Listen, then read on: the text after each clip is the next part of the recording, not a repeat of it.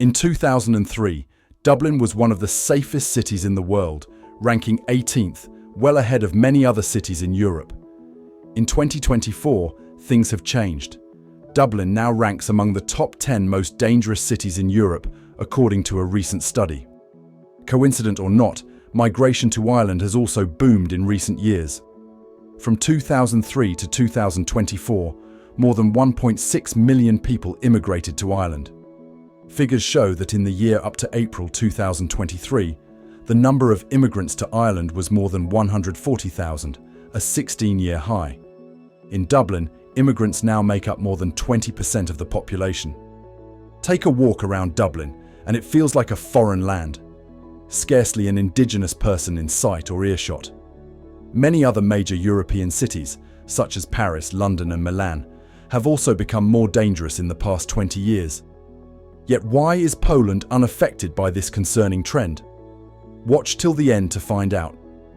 In 2003, Poland's crime index suggested higher rates of petty crime, but it was not considered a dangerous country. Then, as the European Union forced its cities to accept millions of supposed asylum seekers, Poland said no. We don't need your doctors, we don't need your engineers. Take them all and pay for them. We don't need them. You know why? Because there's zero terrorist attacks in Poland. Why? Because there is no illegal migration in Poland. Poland's Prime Minister, Donald Tusk, has proudly declared that his government would refuse to bow to the diktat of Brussels and will not be accepting any relocated asylum seekers under the EU's proposed new migration pact. He added that he is opposed to the introduction of such a system and swore that Poland will never be part of such a mechanism. The effect of this decision is apparent. Immigrant and immigrant-descended communities in Europe have increasingly sought special rights, privileges, and resources funded by European taxpayers. Billions of tax dollars have been spent on them, while many native Europeans continue to face homelessness and poverty. In Poland, tax dollars are spent on public infrastructure and welfare, using taxpayers' money to improve the quality of life for Poles instead of wasting it on foreigners. Now, Poland has the lowest unemployment in the European Union and one of the lowest debts according to Eurostat. Europe's lenient immigration policies have been associated with a rise in violent crime across the continent. There are concerns that violent offenders, including those committing serious crimes like murder and rape, are compromising the safety of European citizens, as well as the increasing threat of terrorist attacks jeopardizing public order. On the other hand, Poland's strict immigration policies place it as one of the safest countries in Europe. While crime skyrocketed in the EU, crime in Poland, especially in major cities, showed improvement, reflecting lower levels of violent crime according to the Global Peace Index. On top of that, Poland has experienced zero terrorist attacks, in stark contrast to neighboring Germany. By 2016, more than 5 million illegal immigrants were living in the EU. In the same year, illegal migration to the EU hit its all-time high. By the end of 2016, the EU welcomed another 5.2 million asylum seekers from the Middle East, leading to one of the messiest and most dangerous years to live in the EU. In contrast, Poland's crime index in 2016 indicated a further decrease in crime, with violent crime remaining very low and petty crime becoming more localized. Because of Poland's decision to not listen to its EU overlords and not to take in its quota of asylum seekers, it was found by the European Court of Justice to have violated EU law by failing to comply with the system. In spite of this, the Poles have the guts to stand proudly by their decision, with a minister saying that they stopped the EU from imposing the foreign culture of Islam on them. The Polish government swore to Poles that they will not accept a single illegal migrant under any such mechanism. Policy-wise, Poland has adopted a sensible approach towards tackling immigration, allowing only legal immigrants who have shown they will contribute positively to Polish society. But how does Poland enforce its borders against invaders who have tried to swamp its borders in hordes? In 2022, Poland erected a border barrier to stop illegal migrants from entering through Belarus. At the fringe of the Polish forest of Białowieża, a wall separated Belarus from Poland.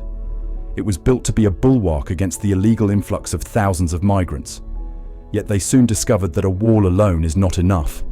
The illegal migrants continue to attack Poland's border security in waves. The last straw was the death of a brave young soldier who was stabbed at the border by illegals. It triggered national outrage, and the parliament was spurred into action. Unlike the EU, which ignores the suffering and voices of its citizens, Poland's parliament immediately voted overwhelmingly in favor of a new law.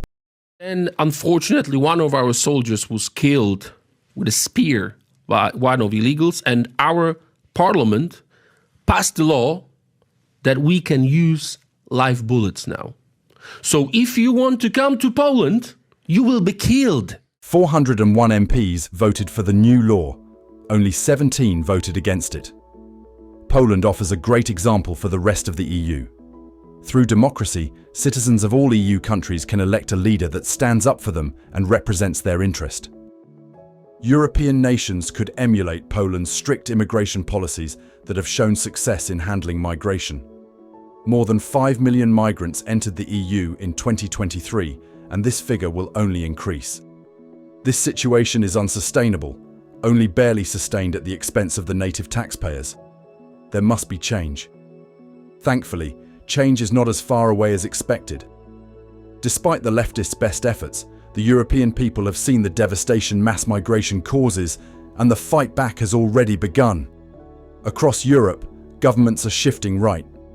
In some places, so-called far-right leaders are taking power.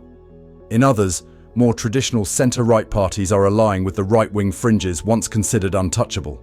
In Germany, the so-called far-right and populist Alternative for Germany Party, AfD, is celebrating a historic success in local elections in the east of the country.